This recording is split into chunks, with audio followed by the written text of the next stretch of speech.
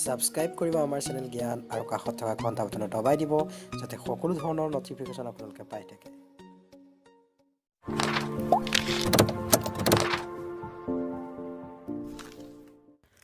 নমস্কাৰ, আজি আমি এই ভিডিঅ'টোত কথা পাতিব ওলাইছোঁ যে এফিডেভিটত লোৱা ডাইভৰ্চ ভেলিড হয়নে আৰু পঞ্চায়তৰ দ্বাৰা কৰোৱা ডাইভৰ্চৰ ভেলিডিটি আছেনে নাই। চ' হেল্ল' গাইজ, মই হ'লোঁ ক্ষীৰোদ। আজি আমি এই দুটা বিষয়ৰ ওপৰত কথা পাতিম। ঠিক আছে, তেন্তে ভিডিঅ'টো আৰম্ভ কৰোঁ আহক।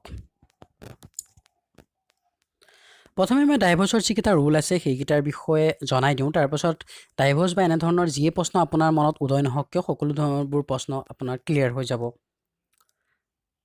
দ্য হিন্দু মেৰেজ এক্ট 1955ত ডাইভৰ্চৰ বিষয়ে কোৱা হৈছে।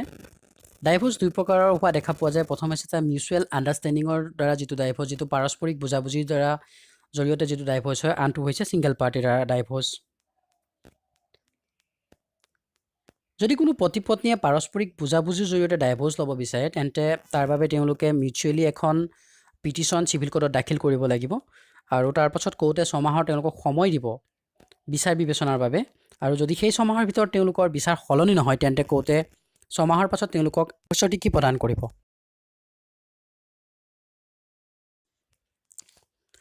দ্বিতীয়টো হৈছে ছিংগল পাৰ্টিৰ দ্বাৰা ডাইভৰ্চ। ইয়াৰ অৰ্থ এইটোৱে যে পতি পত্নীৰ মাজৰ এটা পাৰ্টিয়ে যদি ডাইভৰ্চ ল'ব বিচাৰে কিন্তু আনটো পাৰ্টিয়ে ডাইভৰ্চ ল'ব নিবিচাৰে তেন্তে এনেকুৱা কণ্ডিশ্যনত ছেকশ্যন 13ত যিকেইটা গ্ৰাউণ্ড দিয়া হৈছে সেইকেইটাৰ গ্ৰাউণ্ডৰ যিকোনো এটা গ্ৰাউণ্ড ডাইভৰ্চ ল'ব বিচৰা পাৰ্টিটোৰ হাতত থাকিব লাগিব। তাৰপিছত তেওঁ এখন পিটিশ্যন ফাইল কৰিব লাগিব চিভিল কোৰ্টত। চিভিল কোৰ্টে এখন ন'টিচ পঠাব আনটো পাৰ্টিক আৰু আনটো পাৰ্টিয়ে নিজৰ মতামত কোৰ্টৰ আগত ৰাখিব পাৰিব।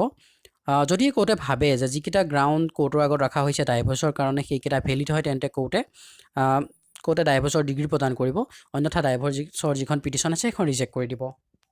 এতিয়া আমি আহোঁ, যদি এফিডেভিটত ডাইভৰ্চ লোৱা হয় সেইটো ভেলিড হয় নে নহয়। যদি এফিডেভিটত ডাইভৰ্চ লোৱা হয় তেন্তে এইটো মানি চলা হ'ব যে ডাইভৰ্চ হোৱাই নাই।